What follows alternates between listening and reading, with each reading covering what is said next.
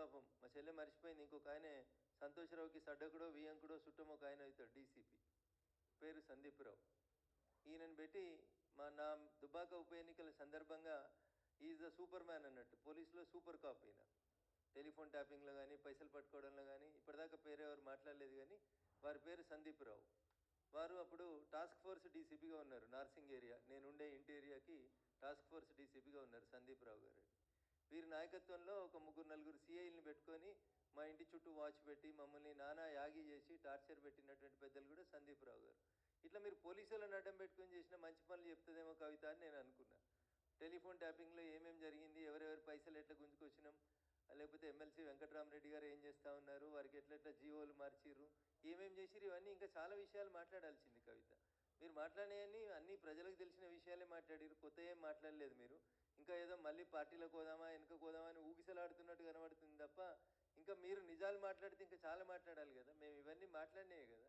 రేవంత్ రెడ్డి గారు హరీష్ గారు కలిసి ప్రయాణం చేసింది మాట్లాడినాం, అయోధ్య రెడ్డి గారు ట్వీట్ చేసింది, మీరు మాట్లాడింది ఏం లేదు కొత్తగా. ఇందులో కొత్త కనబడుతున్న ఏమైనా ఒక సంతోష్ రెడ్డి ఆయన కడుతున్న శ్రీనివాస్ రెడ్డి ఆయన కడుతున్న విల్లాస్ తప్ప మీరు కొత్తగా ఏం మాట్లాడినట్టు కనబడతలేరు.